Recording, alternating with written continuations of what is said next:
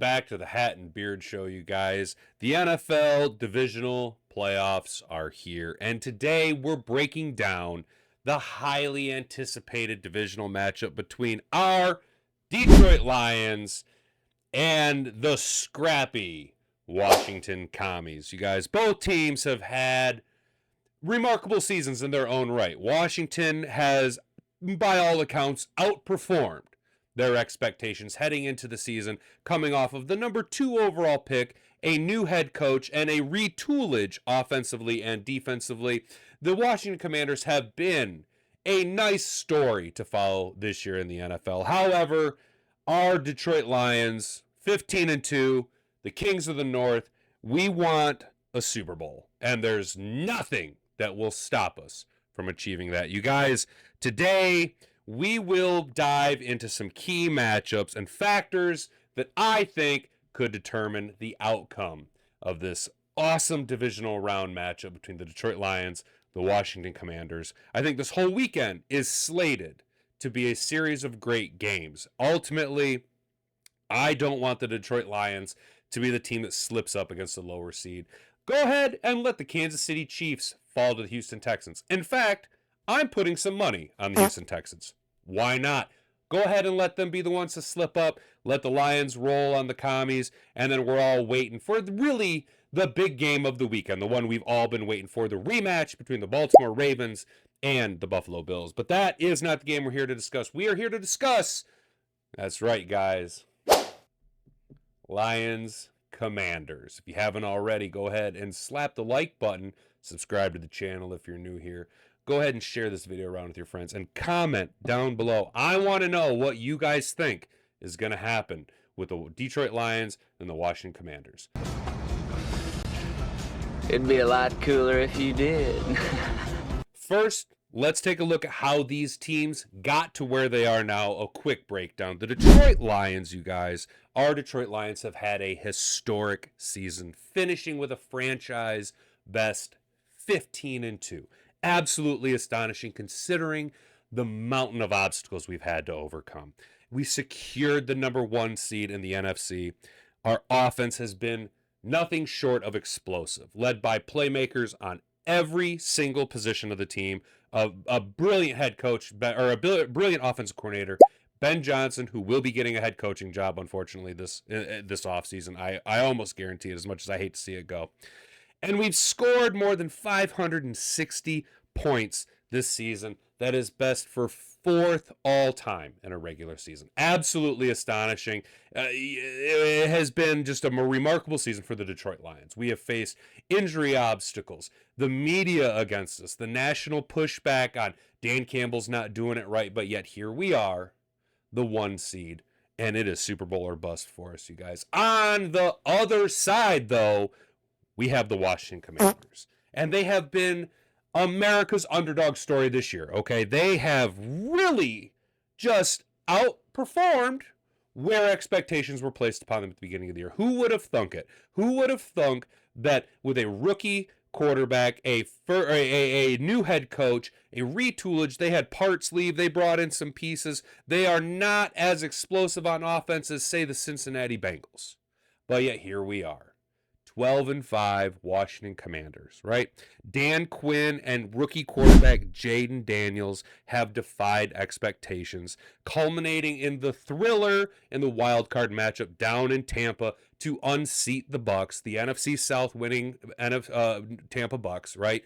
The Commies went in there, and with a doink in the uprights, hey, they pulled it off. They are in the midst of a storybook season, very similar to the Detroit Lions last year. The parallels of these two teams, their mentality, their approach to the game is very, very similar. I don't think this game is going to be as big of a blowout as some of us would like us to see, because of the gritty nature that the Washington Commanders have mirrors that of the Detroit Lions. So what we're really going to see is who can outgrit one another. I think you guys know how this is going to shake out.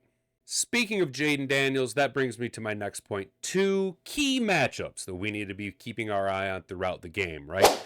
Jayden Daniels versus a banged-up Detroit Lions front. It is arguably easy to say that this would be a completely different approach to the game if we had Hutchinson, right? Aiden Hutchinson is a game wrecker. But as it has been, unfortunately, the majority of the season, Aiden Hutchinson is not a factor in this game. Aleem McNeil, not a factor in this game. We're going to have to be relying again on DJ Reed, our big free agent acquisition. Big Z, Zadarius Smith, our big trade that we were able to secure, who has been just a boon to our defense, on par with an Amik Robertson. If you ask me, I think both of those guys are massive positions that we needed to address in the offseason. Obviously, Big Z came over in at the trade deadline, right? But Jayden Daniels, right, won the Heisman last year, and justifiably so. He has thrown for over 3,500 yards, 25 touchdowns, rushed for almost 1,000 yards more.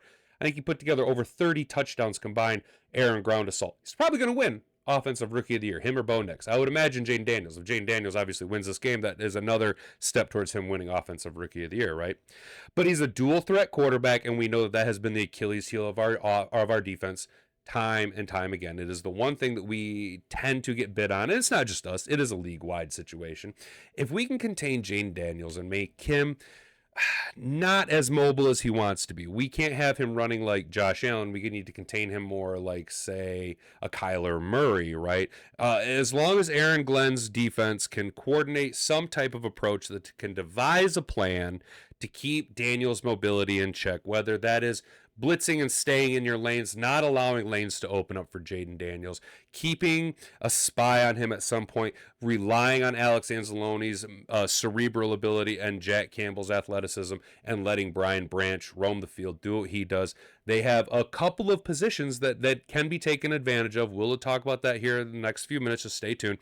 But ultimately, I think that our front four, front seven, can contain Jayden Daniels as long as they do their jobs. We are, again, coming in shorthanded as we have been all season long. So what I need good contain out of Al-Qadim Muhammad, out of Zadarius Smith, out of Josh Paschal. I need these guys to really step it up. The second key matchup that we need to be focusing on is the inverse of, and that is our offensive line against the front defensive approach of the Washington Commanders, right? Our offensive line has been a cornerstone for our success for years now. They are the major part of the engine that makes this team roll, right? Providing stellar protection all season long for Jared Goff and creating massive running lanes for both Sonic and Knuckles to take advantage of. Look at their production, both men over 1,000 yards and 12 tugs, right? That is astonishing production for two guys.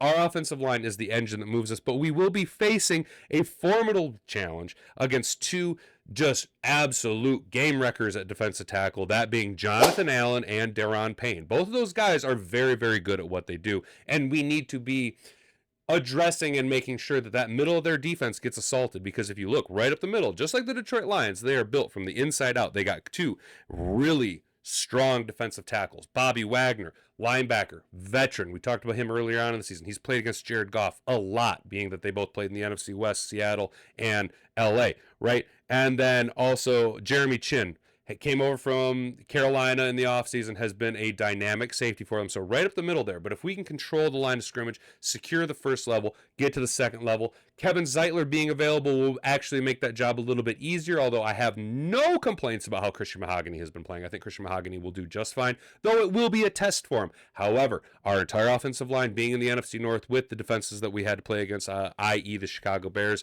and the Minnesota Vikings, our team is well seasoned against electrifying dominant defenses, and lucky for us, statistically, the Washington Commanders are a bottom tier run defense. They are they finished the season 30th in the league rush against the rush defense. We are a top 5. I think we're the number 4 rush attack in the NFL. That bodes well for us. However, we seen last week in the wild card matchup where the Tampa Bay Buccaneers struggled to run the game. Bucky Irving went 17 for 77, not glorified numbers, but nothing to snub at. Obviously, they were able to bracket him down and contain him, but the Lions have a two-headed approach that is going to be really difficult for them to deal with and know what approach is coming, because David Montgomery should be healthy. We got a full workload of practice with him, and if we can go and hit these guys with 40 rush attacks between Gibbs and Montgomery, Jared Goff is going to have a very easy day, and we should coast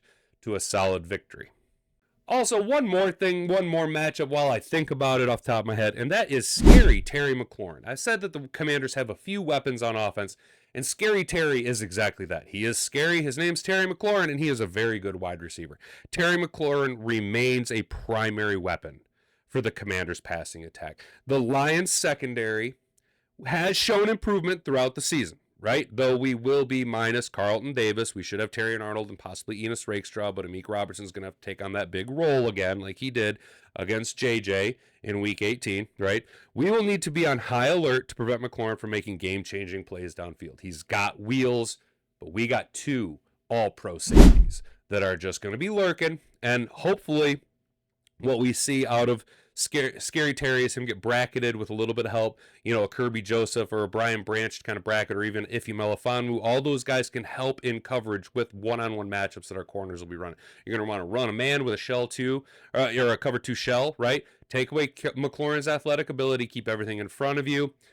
Ultimately, I'd like to see our secondary, our now veteran safeties be able to bait Jayden Daniels into some ill-advised throws, and just as we did against Minnesota, week 4, where Brian Branch was able to bait Sam Darnold, who's a veteran, been around, seen it a lot, was able to bait him into an ill-advised throw in the end zone and take an interception. I think our team comes away with one, if not two, takeaways on a Jayden Daniels, who, again, a good quarterback. However, this is going to be an environment that he's never seen before, regardless of whether or not he played in the SEC. All right, some X factors. Now I want to talk about some X factors. All right, those are players who could help tip the scales in the matchup. Obviously, Scary Terry's probably one of them on the offensive side for the Commanders, but we're going to be looking at the Lions' approach to it, and that is the number one X factor heading into this game is David Montgomery is expected to return from injury, reuniting with Jahmyr Gibbs to reform that dual-headed attack of Sonic and Knuckles, right? Montgomery's power really complements Jahmyr Gibbs' explosiveness, adding another layer to the Detroit Lions' offensive arsenal. I think that having a now fresh David Montgomery, who by all accounts should be 100% ready to go, just alleviates that increased workload that Jahmyr Gibbs has been taking on. And though he has been thriving in it, it saves a little bit of wear and tear on him for an NFC Championship game, for a playoff game. Also, it gives us that little bit of a punch, a little bit of punch right down there in the end zone. That Gibbs, although his explosiveness is good, and he is by all accounts, in my opinion, a strong power back, David Montgomery moves the line of scrimmage. He routinely shows his strength, that deadlift ability, that squat strength that he has. And I think David Montgomery proves to be the biggest X factor for on offense. I'm actually kind of betting on David Montgomery gets 2, if not 3 touchdowns. I'm calling for 4 offensive touchdowns and 2 Jake Bates field goals. Let's go. I'm actually calling for the Lions to put up 34 points, somewhere around there. Defensively, the X factor that the Commanders can use to counteract David Montgomery and Jared Goff is the chess master himself, linebacker Bobby Wagner. Though his status is uncertain due to an ankle injury, his presence is vital to Washington's defense, providing leadership, just like Alex Anzalone, and playmaking ability. If Bobby Wagner is unable to play or is limited, it could significantly impact the Commanders' ability to contain the Lions' offense. He is our Alex Anzalone. Veteran leadership, hard-hitting, gritty, been there, done that, knows what he's expecting. If Bobby Wagner is 100%, that does add another layer to their defensive scheme that we do have to worry about. We've talked about it from the inside out, defense tackle, middle linebacker, safety, right? They have a strong middle of the defense, and Marshawn Lattimore is no snob at corner. Although he isn't Marshawn Lattimore from 5 years ago, he is still Marshawn, I shut down Mike Evans Lattimore, right? And he is something that we need to concern about. However, I don't think that if he's matched up on like a JMO, he can keep up with JMO. However, back to the Bobby Wagner. If Bobby Wagner is in, we need to make sure that Frank Ragnow and company are getting to that second level, securing him, because ultimately he is a little bit older than, say, a Jack Campbell type. He's got a little bit more miles on it. His ankle's a little dinged up. If we can get him caught in the wash and really wrap him up and get him out of the play, Jahmyr Gibbs is going to be able to attack the outside of the defense and just go. Montgomery obviously will be able to work the middle and then get that mid cut that he can do and pick up 5, 6, 7 yards, really assault that middle of the defense. The final matchup that I want to focus on is what I've been calling who is the real man. Which Dan is actually Dan the man? Is it going to be Dan Campbell or Dan Quinn? Both of these guys have very similar mentalities in how they approach the game. Dan Campbell has instilled a culture of toughness and resilience in Detroit, leading the team to unprecedented success throughout the entire history of the franchise. Meanwhile, on the other side of the ball, Dan Quinn has revitalized the Commanders, giving them their first playoff win in nearly 20 years. That's why I say they're very similar to us in both their approach, their story. It's hard to not root for the Commanders other than they're based out of D.C. and they're communists, right? The strategic decisions made by these coaches, from in-game adjustments to fourth down gambles, will be pivotal in this high-stakes contest. Obviously, Dan Quinn, former head coach of the Atlanta Falcons, has the experience. So we can't say this is a first-time coach who hasn't been there before. He's been there before. He knows what to do. Dan Campbell, in his, fourth year now? Yeah, fourth year? Is it our fourth year or fifth year? Regardless, Dan Campbell is not a first-year head coach anymore. He's been there. He knows what to do. You can't sit there and say, oh, that is a rookie move. That is a bad decision by an inexperienced head coach. Every position, every play that Dan Campbell is putting our team into is deliberate. It is a plan. He's got a plan, man. He's got a plan. You just got to trust him, right? Ultimately, what do I think? This is pretty stupid. I'm just asking questions that y'all know the answer to. Dan Campbell proves he is the actual Dan the man. Motor City Dan Campbell wins the chess match between Dan Quinn and Dan Campbell, and I think Dan Campbell, having more toys at his disposal, in my opinion, better coaching staff. We understand the X's and O's better, and we have more Jimmies and Joes. So when assholes meet elbows, I think the Lions have better coaching staff, better players, and ultimately, I think you guys know what I'm going to say next. And that is the closing thoughts that I have on this game. If you haven't already, I appreciate you guys sticking around. Go ahead and like the video, subscribe to the channel. Comment down below, again, what you guys think the outcome of this game is going to be.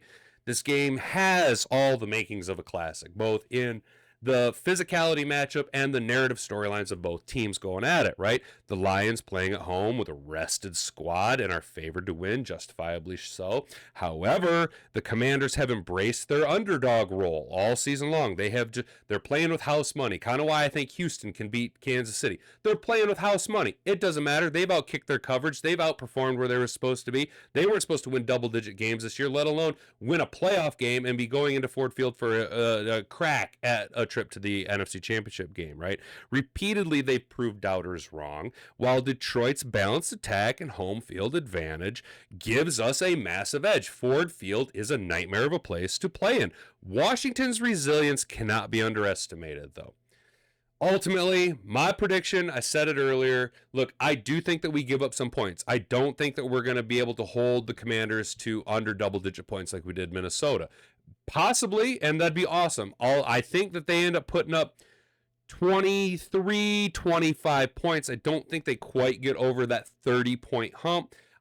This is going to be a classic first team to 30 wins. I think the Lions put up 4 offensive touchdowns.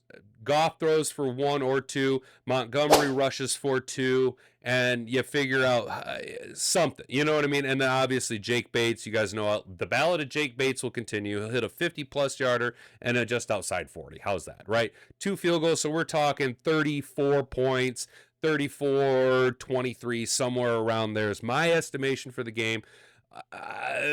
It'll be a gritty first quarter, maybe even a gritty first half, and then the first series or two after the halftime and in-game adjustments have been made, you might see a little bit of physicality. Personally, I think the Lions take care of business. My honest opinion, I think Penei Sewell eats everybody's lunch. Penei Sewell should be the league MVP by default. He is the most important player in the Lions organization right now, right? With Hutch being gone, Penei Sewell is the engine that makes our entire offense run. He's an emotional leader. He's a captain of the team. He is the franchise cornerstone pick that Brad Holmes and Dan Campbell made as their first pick ever. Penei Sewell eats everybody's lunch all day long. All day long, he eats Bobby Wagner's lunch, he eats Jonathan Allen's lunch, he eats Deron Payne's lunch, he eats Jeremy Chinn's lunch. He goes over and he eats Dan Quinn's lunch, for all I'm concerned, right? Ultimately, I think the Lions win. We head to the NFC Championship game where I think that we will be matched up against the Philadelphia Eagles.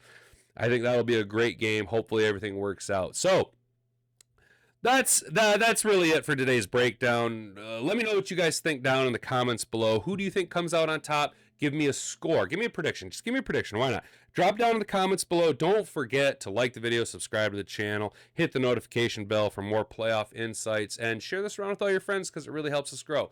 Thanks for hanging out with guys. I hope you have a good weekend. Hope the Lions win. Hope we all make a bunch of money. If you're gambling, if not, if you can't gamble, don't gamble. Don't gamble more than you can lose, right? So I've been Hat and Beard. You've been an attentive audience. That's going to be it for me. Banga banga. Frig off.